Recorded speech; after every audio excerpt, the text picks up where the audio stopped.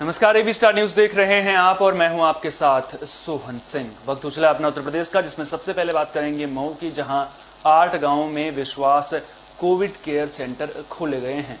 Doctor Kumar विश्वास ने Covid काल में गांवों को कोरोना संक्रमण से बचाने के लिए गांव बचाओ मुहिम चलाई है। इसी के तहत मऊ के सलाहाबाद में विश्वास कोविड केयर केंद्र खोले गए। जरूरतमंदों के लिए यहां कोविड केयर किट भी मौजूद है, जिसमें दवाइयां, मास्क, सैनिटाइजर, ऑक्सीमीटर और थर्मामीटर मौजूद है। सलाहाबाद में सेंटर का उद्घाटन ग्राम प्रधान सौरभ ने किया। इस दौरान सभी लोगों से कोरोना गाइडलाइंस का पालन करने की अपील की गई।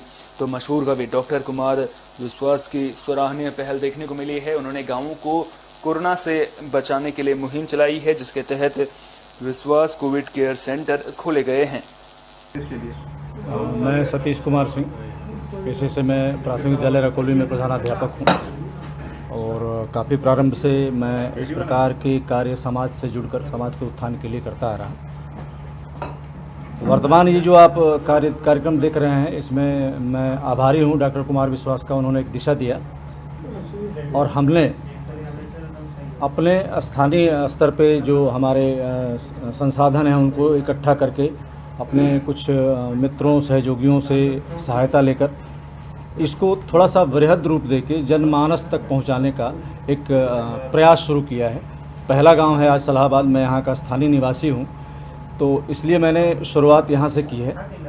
और सौभाग्य है आज उत्तर प्रदेश के माननीय मुख्यमंत्री योगी आदित्यनाथ जी का जन्मदिन है।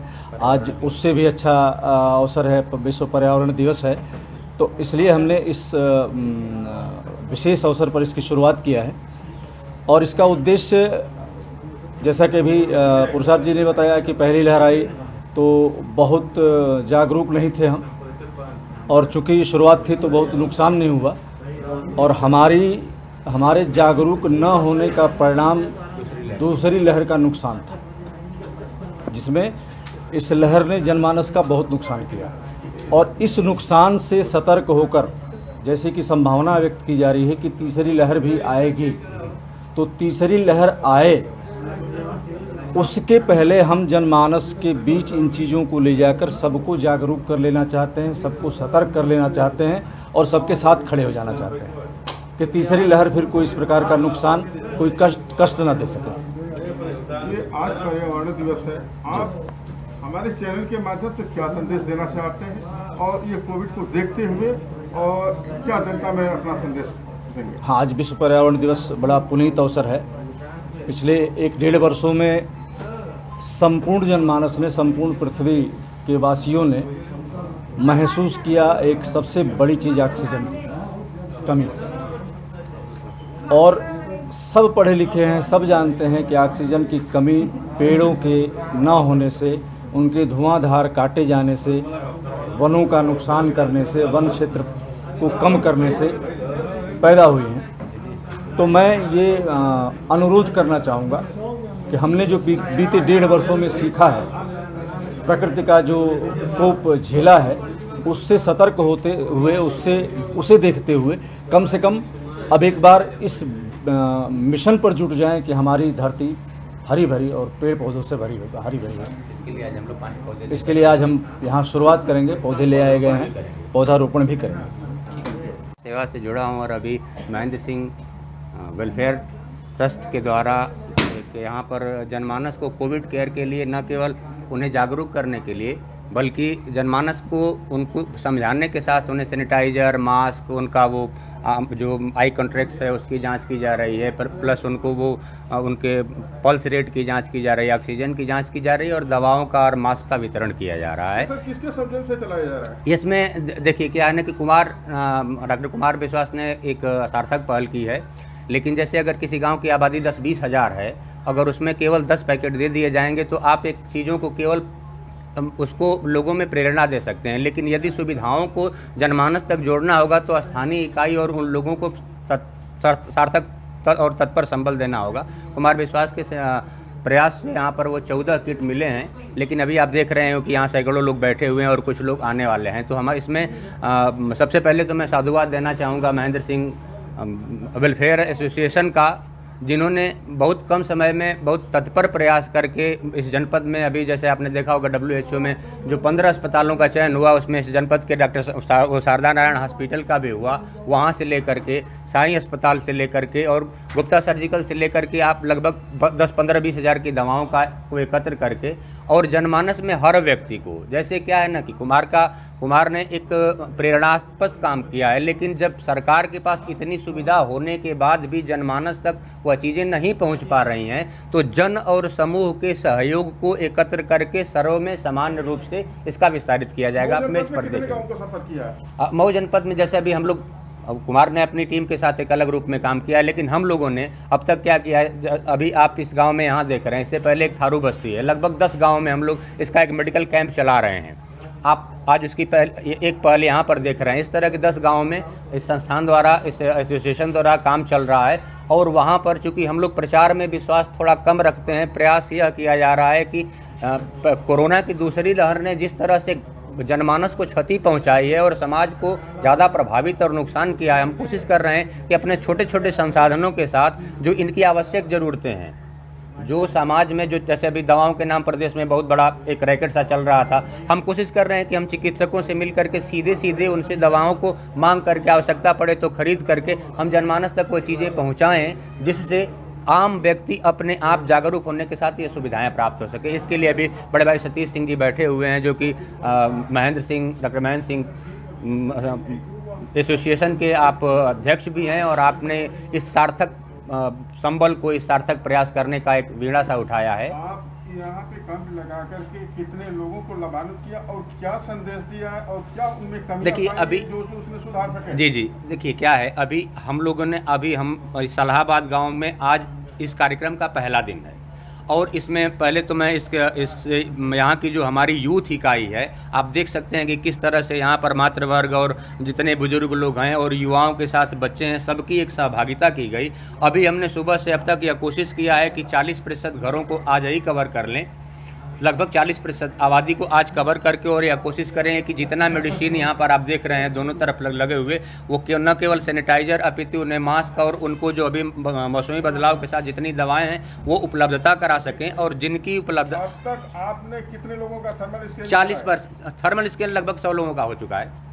उनकी क्या रिपोर्ट आई? उसमें से जैसे कई ऐसे देखने को मिला है कि कुछ के पल्स रेट में थोड़ी बहुत समस्याएं आई हैं, लेकिन अमूमन चूंकि आप देख रहे हैं कि यह एक ग्राम्य परिक्षेत्र है और ग्राम्य परिक्षेत्र में वो गैस वाले सिलेंडर की ज़रूरत नहीं होती है। यहाँ पर गांव में अभी भी पौध बहुत विस्तारित होते हैं और इसलिए नेचुरल आबादी में होने के कारण नगरों में ऐसे लोग जहाँ पर यूथ के सामने ये समस्या है, उससे ज़्यादा गाँव में आप वृद्ध लोगों में भी उनका पल्स रेट और ऑक्सीजन की रेट की रिपोर्ट बहुत अच्छी है।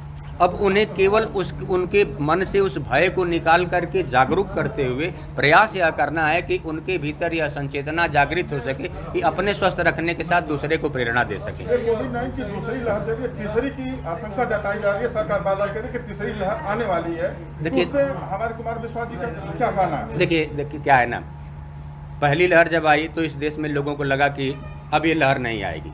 अचानक जिस तरह से दूसरी लहर आई तो उसमें चुनाव और तमाम तरह की चीज़ें कारण हुई और लोगों की सोच से ज़्यादा लोग सरकार पर दोष देने लगे, लेकिन वो आप पूरे देश का सिस्टम ही एक ध्वस्त हो गया।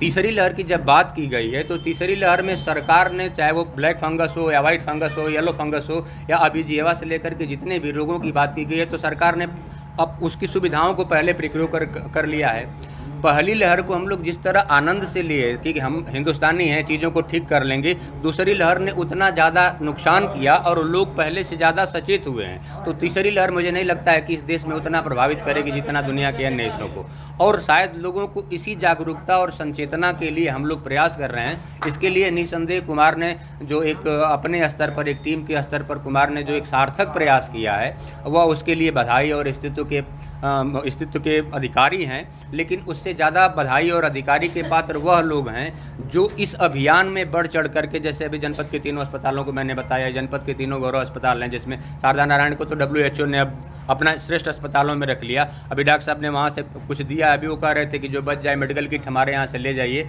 तो जब तक, जैसे कुमार ने कहा कि उनका प्रयास स्तुत्व है, लेकिन 14 किट 14 लोगों को दे सकते हैं, 1400 लोगों को नहीं दे सकते हैं। तो कुमार का की जो जागरूकता है उसको जनमानस में पहुंचाने के लिए जो स्थानीय साधन संसाधन है और जो यूथ वर्ग है, जब उन्हें जोड़ करके लोगों से जोड़ दिया जाएगा तो सरकार के प्रयास, कुमार के विचार और स्थानीय लोगों की प्रतिबद्धताएं एक साथ जुड़ करके एक स्वस्थ भारत का निर्माण कर सकेंगी। चंदौली में नशे के सौदागरों पर पुलिस का पहरा देखने को मिल रहा है। आपको बता दें कि यहां पर 43 किलो से ज्यादा गांजा बरामद किया गया है। चंदौली में पुलिस को बड़ी कामयाबी मिली है। पुलिस ने मुखबिर की सूचना पर गांजे के साथ एक आरोपी को गिरफ्तार किया है। साहबगंज पुलिस ने पालपुर तिराहे पर आरोपी को गिरफ्तार किया है। आरोपी के पास से 43 किलो 800 ग्राम गांजा बरामद किया गया है। जानकारी के मुताबिक गांजे की खेप बिहार से यूपी लाई जा रही थी। देवरिया के लोगों के लिए अच्छी खबर है। दरअसल देवरिया में कोरोना के संक्रमण में लगातार गिरावट देखने को मिल रही है और जो मरीज हैं उनकी संख्या घटकर लगातार घट रही है और अब 0.4% रह गई है। तो देवरिया में कोरोना के मरीजों की संख्या 0.4% रह गई है। ये जानकारी डीएम आशुतोष रंजन ने दी। साथ ही उन्होंने कहा कि जब तक देवरिया कोरोना फ्री नहीं हो जाता तब तक लोगों को सावधानी बरतने की जरूरत है। उन्होंने लोगों से वैक्सीनेशन को लेकर फैलाए जा रहे भ्रम से लोगों को बचने की सलाह दी। डीएम ने कहा कि वैक्सीनेशन पूरी तरह से सुरक्षित है और जो लोग वैक्सीनेशन को लेकर भ्रम फैला रहे हैं उनके खिलाफ कार्रवाई की जाएगी। इसके अलावा देवरिया प्रशासन कोरोना की तीसरी लहर को लेकर भी मुस्तैद नजर आ रहा है। खबर फिरोजाबाद से है, जहां पंचायत सदस्य के खाली पदों में नामांकन को लेकर भ्रष्टाचार के आरोप लग रहे हैं। एडीओ पंचायत की कार्यशैली पर सवाल खड़े हो रहे हैं। आरोप है कि आरक्षित सीट पर 250 रुपए की जगह 350 रुपए और अनारक्षित सीट पर 500 रुपए की जगह 700 से 1000 रुपए तक वसूले जा रहे हैं। वहीं एडीओ पंचायत ने भ्रष्टाचार के आरोपों को सिरे से खारिज किया है। संतोष जी, कौन से गांव से हैं आप? ये सदस्य के पर्चे भरे जा रहे हैं, क्या हिसाब चल रहा है? तो रसीद 250 रुपये की रसीद है, उसमें 350 रुपये दिए जा रहे हैं। 250 को 350 किस बात के लिए जा रहे हैं? रसीद कट रही है, 350 लग रहा है।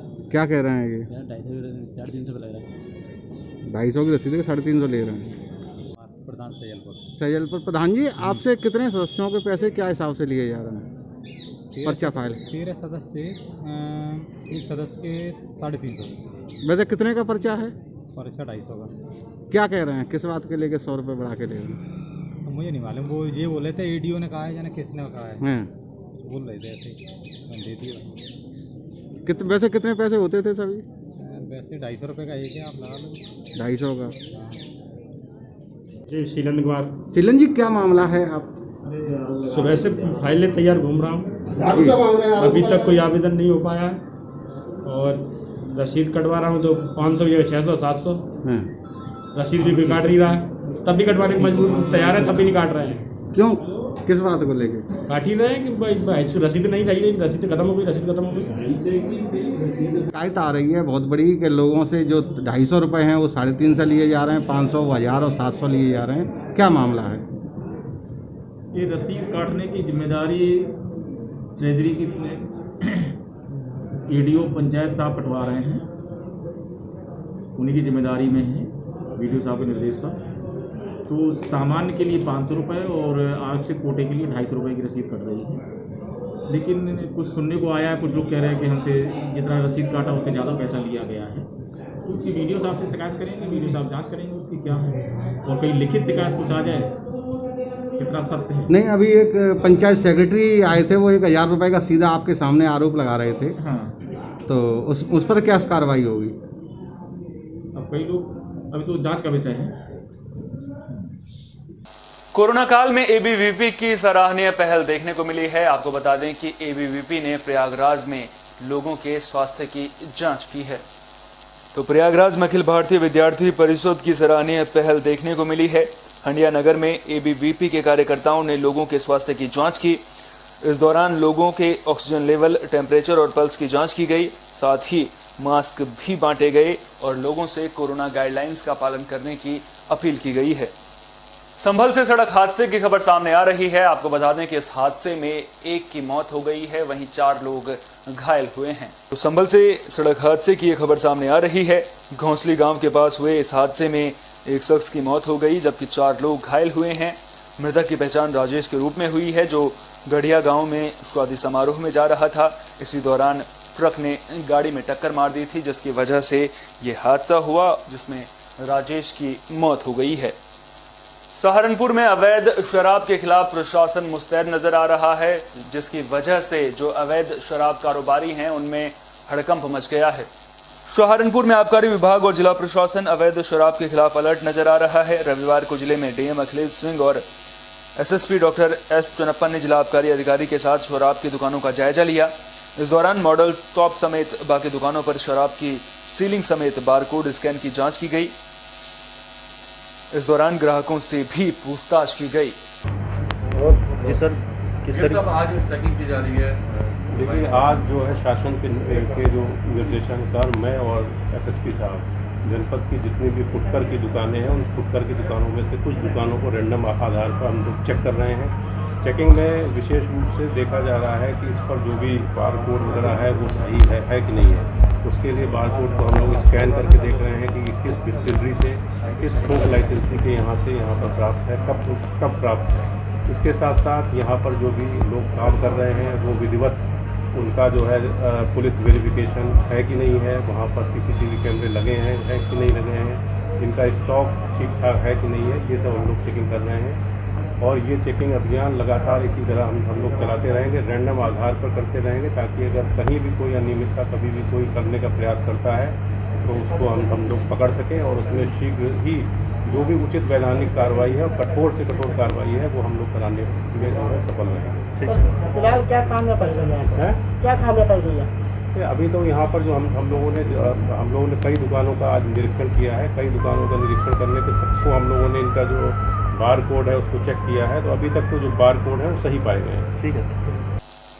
कोरोना काल में लगातार ब्लैक फंगस के मामले भी सामने आ रहे हैं, जिसको लेकर झांसी में महारानी लक्ष्मीबाई मेडिकल कॉलेज के नेत्र चिकित्सक और सर्जन डॉक्टर नवीन सिरोही से बात की गई है। क्या कुछ कहा है उन्होंने, आइए सुनते हैं।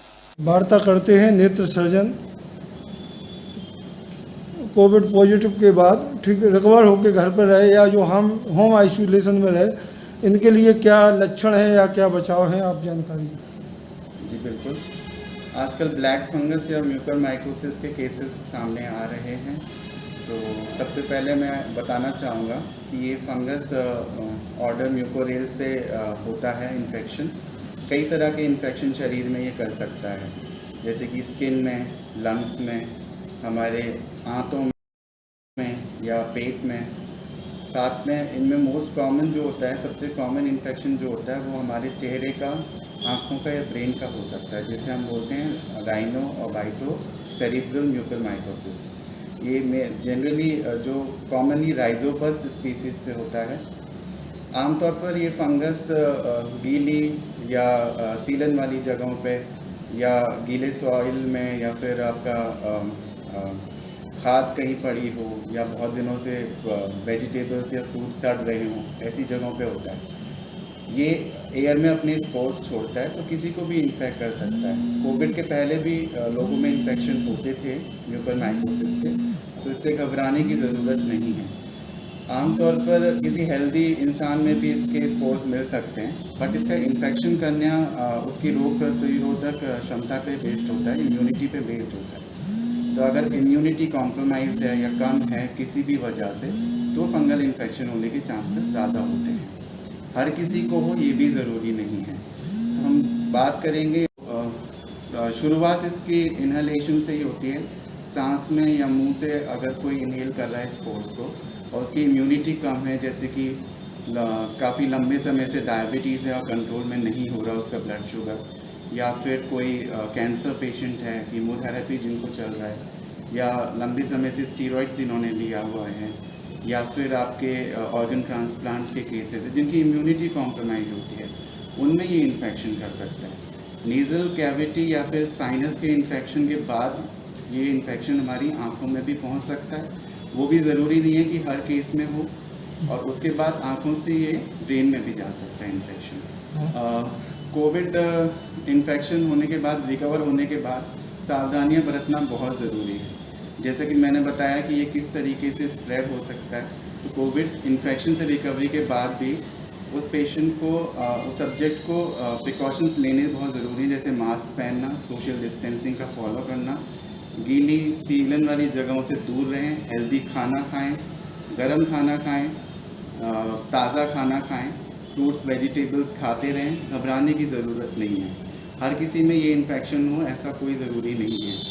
कुछ लक्षण है जैसे कि अगर बुखार आ रहा है, इन्फेक्शन से कोविड से ठीक होने के बाद भी अगर फीवर है, सिर में दर्द है, दौरे आ रहे हैं, चेहरे पे कहीं स्वेलिंग है या ज़ुकाम हो रखा है, रनिंग नोज़ है, आपको ज़ुकाम है, नाक बह रही है, कभी नाक से खून अगर आ रहा है, आँखों के चारों तरफ स्वेलिंग है, सूजन है, दर्द है या आँख में आपका दर्द हो, साथ में आँख बाहर आने लगे, या फिर आँखों के मूवमेंट में कोई दिक्कत आ रही है, या फिर आपको दिखना कम हो गया है, दो दिखाई दे रहे हैं, या फिर पलक चुभ गई है, तो ये कुछ ऐसे लक्षण हैं जिनकी वजह से आपको फिजिशियन या ENT सर्जन और नेत्र सर्जन को दिखाना ज़रूरी है।